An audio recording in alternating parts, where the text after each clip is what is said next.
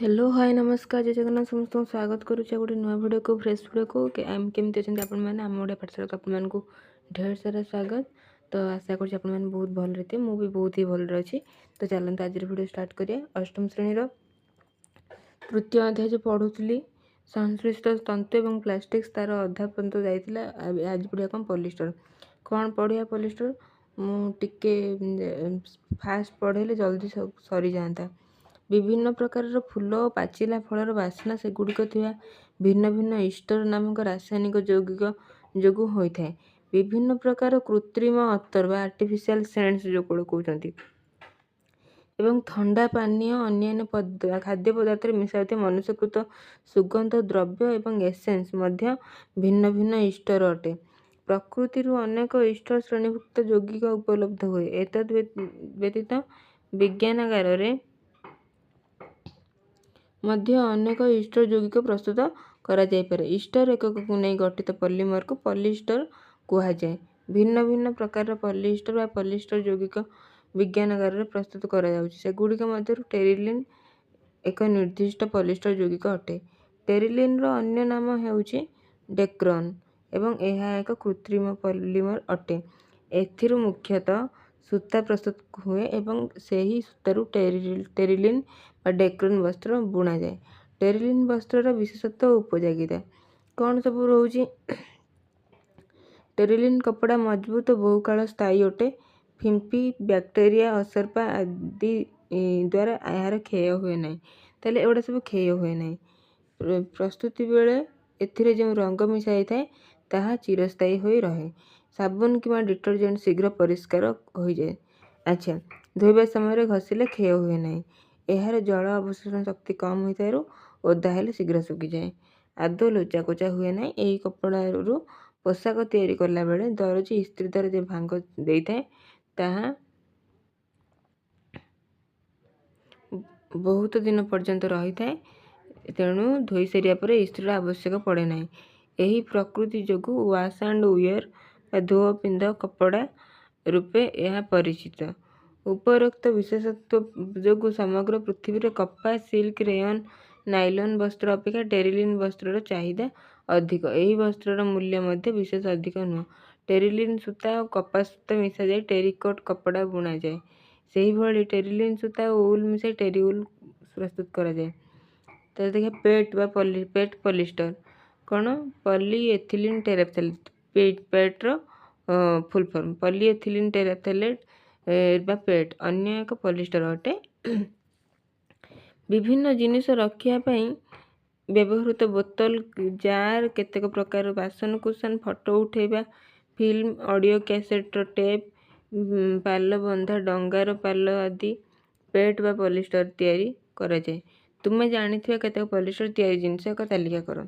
नितिदिनिया जीवन रे आम व्यवहार करूछंती बहुत गुडा जिनिस जोड़ा कि पॉलिस्टर हेतु। एक्रिलिक एक्रिलिक अन्य एक मनुष्यकृत पॉलीमर अटे। एथिरु मुख्यतः सूता प्रस्तुत करा जाए। एक्रिलिक तंतु तथा सूता देखिया को उल बा पशम तंतु भली ताले उल परिके आम जानिबा जे एक्रिलिक ता देखिया कोन उल परी।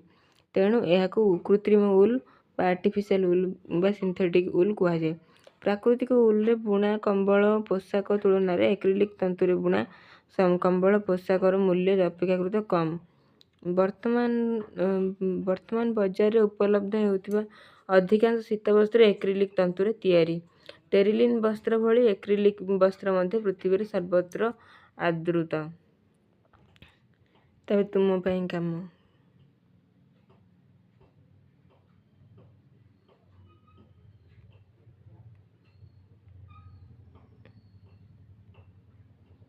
तुम पई काम कौन दिया है।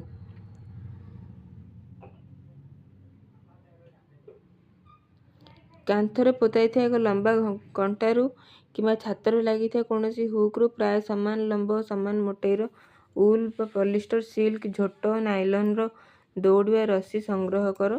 जेकोसी गोटे रस्सीर एक प्रांत कांथरे लगी कि छातर हुक्रे बांध एवं अन्य प्रांतर गोटे पॉलिथिन बैग बांधी झुलाई दियो। प्राय समान आकार केतोटी भंगा इटा किंबा पत्थर खंड संग्रह कर जेपरि सेगुड़िक प्राय समान ओजन होइथिबे। ଏହି ଇଟା କିମ୍ବା ପଥର ଗୁଡ଼ିକୁ କ୍ରମଶଃ ଗୋଟିଏ ପରେ ଗୋଟିଏ ପଲିଥିନ୍ ବ୍ୟାଗରେ ରଖ। କେତେ ଖଣ୍ଡ ଇଟା ବା ପଥର ରଖିଲେ ରସିଟି ଛିଣ୍ଡୁଛି ଦେଖ। ପ୍ରତ୍ୟେକ ପ୍ରକାର ରସି ପାଇଁ ପରୀକ୍ଷାଟି ଜାରି ରଖ। ଯେଉଁ ପ୍ରକାର ରସିଟି ସବୁଠାରୁ ମଜବୁତ ତାହାର ନାମଟି ପ୍ରଥମେ ଲେଖ। କମ୍ ମଜବୁତ କ୍ରମରେ ଅନ୍ୟ ରସି ଗୁଡ଼ିକର ନାମ ତଳକୁ ତଳ ଲେଖ। କେଉଁ ରସିଟି ସବୁଠାରୁ କମ୍ ମଜବୁତ? ତ ଏଇଠି ଦେଇଛି କେଉଁଟା କମ୍ ମଜବୁତ କେଉଁଟା ଅଧିକ ମଜବୁତ ଦେଇଛି ଏସବୁ ଜିନିଷ। କଟନ କପା ସୂତା ଶିକ୍ଷା ସହ ଜଳେ ପୋଡ଼ିଗଲେ ପାଉଁଶ ସୃଷ୍ଟି ହୁଏ। ତାହେଲେ ଅଗ୍ନି ସଂସ୍ପର୍ଶରେ ଆସିଲେ କ'ଣ ସବୁ ହୁଏ କେଉଁଟା ଏଠି ସବୁ ଦେଇଛି।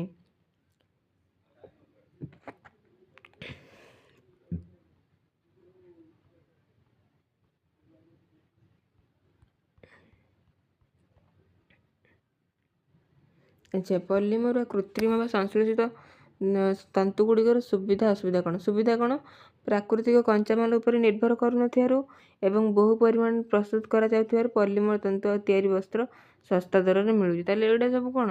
ଯେହେତୁ କୃତ୍ରିମ ଉପାୟରେ ହେଉଛି ତ ଏଇ ସବୁବେଳେ ପାଇଁ ଆଭେଲେବୁଲ୍ ହେଇପାରୁଛି। ପ୍ରାକୃତିକ ଜିନିଷର ଟିକେ ମୂଲ୍ୟ ଅଧିକ ଯେହେତୁ ତାକୁ ସେ ସବୁଠି ଉପଲବ୍ଧ ହେଇପାରୁନି, ତାକୁ ସମସ୍ତେ ବି କିଣିବା ପାଇଁ ସମର୍ଥ ନୁହନ୍ତି।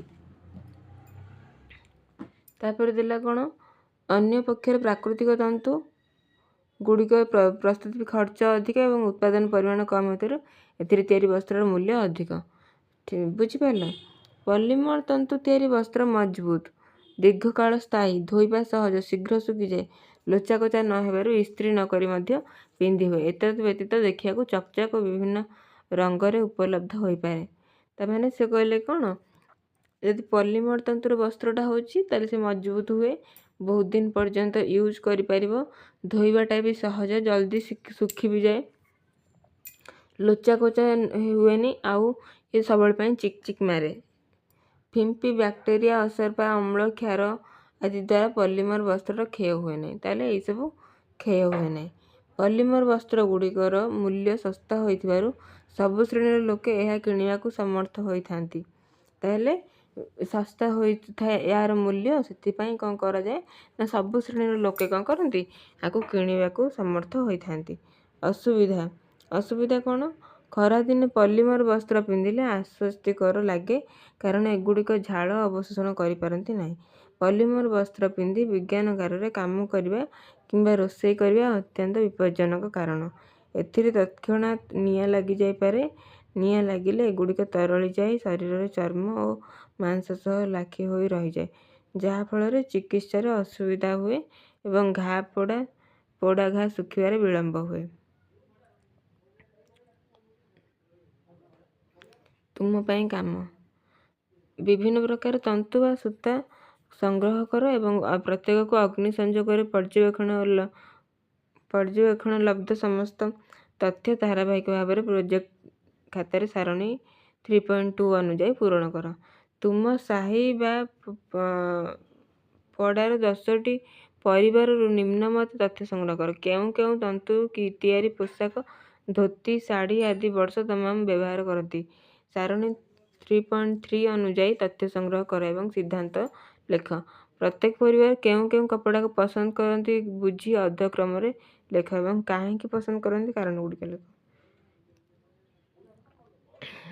ଏହାପରେ ପ୍ଲାଷ୍ଟିକ୍ସ, ଥର୍ମୋପ୍ଲାଷ୍ଟିକ୍ସ ଏଗୁଡ଼ା ସବୁ ଅଛି। ତ ପ୍ଲାଷ୍ଟିକ୍ସ, ଥର୍ମୋପ୍ଲାଷ୍ଟିକ୍ସ ଏବେ ଷ୍ଟାର୍ଟ କଲେ ଭିଡ଼ିଓଟି ବହୁତ ଲମ୍ବା ହେଇଯିବ, ତ ଦେଖିବା ପାଇଁ ସମସ୍ତଙ୍କୁ ଇଚ୍ଛା ପ୍ରକାଶ କରିବେନି ସମସ୍ତେ, ଯେହେତୁ ସମସ୍ତେ ପଢ଼ା ପିଲା, ତ ଟାଇମ୍ ମିଳୁନଥିବ ହୁଏତ ଅନଲାଇନ୍ରେ ଏତେ ସମୟ ଦେଖିଲେ ବୋରିଂ ଲାଗେ। ତ ଏତିକି ହିଁ ଆଜି ପାଇଁ, ଏତିକି କ୍ଲାସ୍ ଆଜି ଓଭର ହେବ। ତ ଯଦି ନୂଆ କିଏ ଅଛନ୍ତି ଚ୍ୟାନେଲକୁ ସବସ୍କ୍ରାଇବ୍ କରନ୍ତୁ, ଭିଡ଼ିଓସ୍ ଗୁଡ଼ାକୁ ଫାର୍ଷ୍ଟରୁ ଲାଷ୍ଟ ପର୍ଯ୍ୟନ୍ତ ଦେଖନ୍ତୁ, ଲାଇକ୍ କରନ୍ତୁ, କମେଣ୍ଟ ସେକ୍ସନ୍ ମାଧ୍ୟମରେ ଜଣାନ୍ତୁ ଭିଡ଼ିଓ କେମିତି ଲାଗୁଛି। ତ till then take care, bye bye, see you again the next video. Thank you so much thanks for watching my video.